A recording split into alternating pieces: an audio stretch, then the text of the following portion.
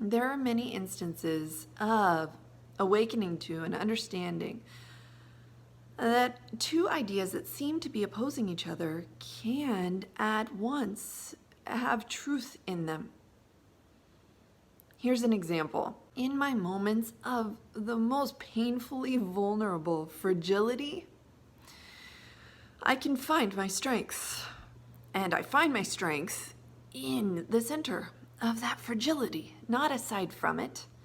Not by trying to get rid of my fragility, by being in it. And this is one of the many different ways that our experience of being a human and our watchfulness of what it is to have human nature moving through us can illustrate what is meant by the statement that the seed of light can be found in the darkest darkness. I notice vividly that anytime I detect the texture or the flavor of paradox, there is a pathway ahead of me for a compelling lesson.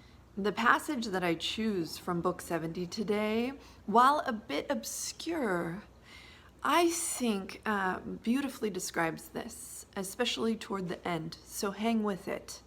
I'll work on nudging open our understanding of this by looping in a passage from another book that is less obscure as well. Page 98. To be an object of knowledge is to be controlled, but the opposite pole of the controlled is the uncontrolled controller, the dimension of life which is always inaccessible to itself. It is impossible to describe something and, at the same time, describe the act of describing. This is why the known forever implies the unknown, and the found, the lost. From the Supreme Self to the simplest amoeba, the principle and the problem are identical, and if it were solved, life would simply cease. The gambling, the game, would have come to an end. This, then, is why the worldview of Hinduism veers now to the renunciation of the world and now to its affirmation, and why the way of the Buddha is, at one moment in history, a way of complete withdrawal from Maya, the cosmic game, and at another, the way of the Bodhisattva, who lays aside the endless peace of nirvana to return into the cycle of birth and death to work for the final liberation of all sentient beings, a task as interminable as could be imagined. Every one of these alternations, these swings of the pendulum, is a manifestation in time, in succession, of the eternal inbreathing and outbreathing of the Supreme Self, whereby the worlds are destroyed and recreated again and again forever. But beyond time, from the eternal standpoint of the Supreme Self, the two motions are simultaneous. I'm looping in a relevant passage from Book 19, Buddha's Brain, the Practical Neuroscience of Happiness, Love, and Wisdom by Rick Hanson. Page 221.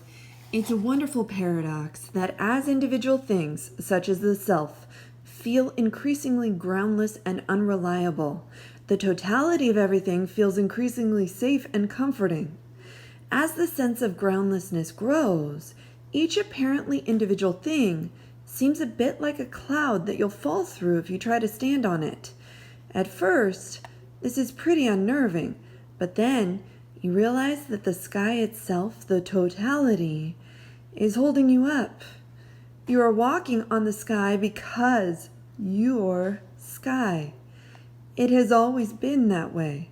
You and everyone else have been sky all along. I love that passage so much.